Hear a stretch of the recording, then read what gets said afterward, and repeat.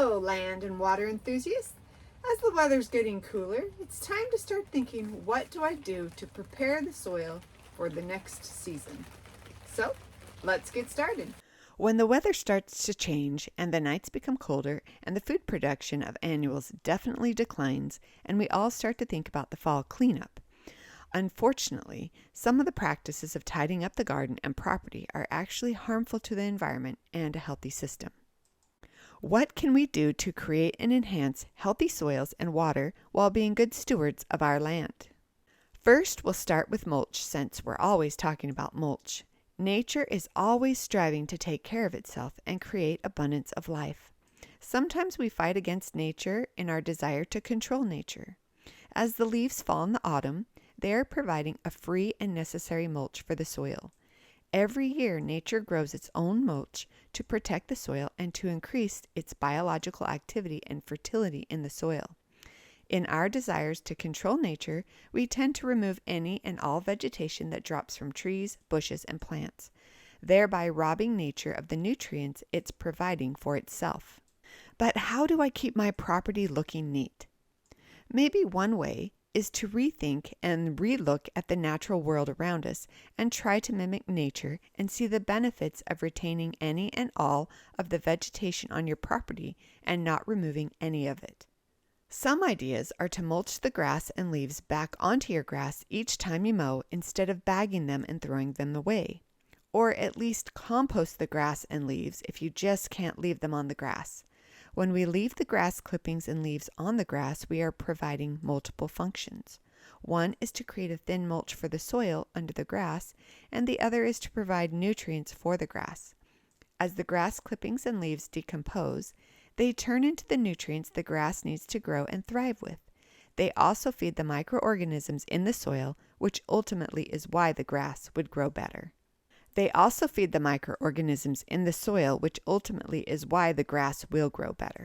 What about perennial plants? Most perennials can be left as is all winter. Most of the vegetation of a perennial will die down and decompose over the winter.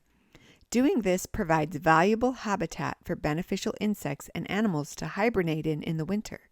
In the spring, the perennial will grow up through the decomposing vegetation from last season, and soon the new growth covers the old decomposing material, and it won't be seen, but it will still be feeding the microorganisms in the soil.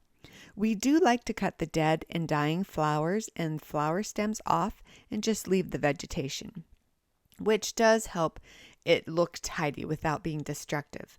We throw the spent flowers and stalks in our compost so that they are not wasted. We also harvest a lot of the seeds from the flowers to plant later, to sell, or to give away.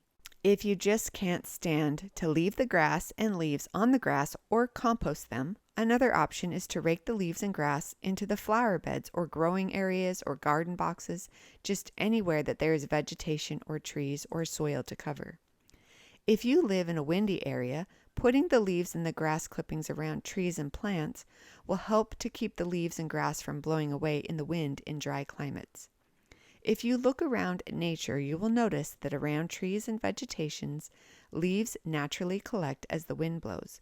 Where the leaves collect, soil is being built. Now, what about the annuals? What do we do with them? The best thing to do is just to leave them as they are and let them decompose through the winter until spring. By spring, they will mostly be decomposed and you can plant again right in the ground. Also, a thin layer of wood chips can be put on top of the decomposing annuals at any time, either in the fall, the winter, or the spring. Then a new area is ready to grow in the spring or summer. When plants are left in the ground, they form habitation for all kinds of beneficial insects and animals, creating a healthier system overall. If you really don't want to let them decompose in place, another option is to cut the annual plant off at the ground level and then compost the plants or use them as mulch anywhere else. By leaving the roots in the ground, the microorganisms will feast on the dying and decaying roots all winter, enhancing the soil food web and increasing the fertility of the soil. What we want to avoid is pulling the plants and roots out of the ground, disturbing the soil and robbing the microorganisms of food. When we disturb soil, we kill or destroy the fungi that is living in the soil. That is one reason why tilling destroys soil and turns it into dirt. Tilling is disturbing the soil and destroying the fungi in the soil. Tilling also releases carbon into the atmosphere, and carbon in the soils is vital for the plants in the nutrient cycling. Carbon in the soil also helps hold water as well. So the less we disturb the soil, the better it will become.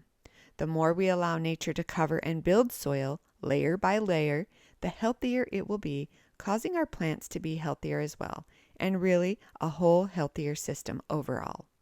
In this area, we cut corn, beans, and squash plants off at the ground. If this is where we were going to grow next year, we would have left them on the ground after we cut them off to decompose. But we are expanding our nursery area, so we chose to compost the garden plants.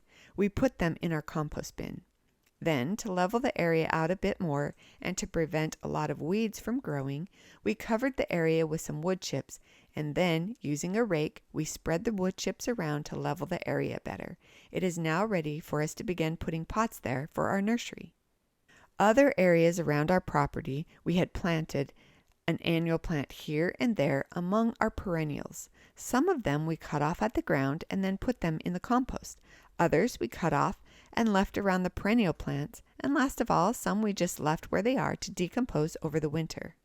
Instead of thinking of ourselves as lazy gardeners by not tidying up the property and removing all organic vegetation, we know we are doing something of far greater worth by caring for our soils and creating a healthy soil food web and a healthy system of life.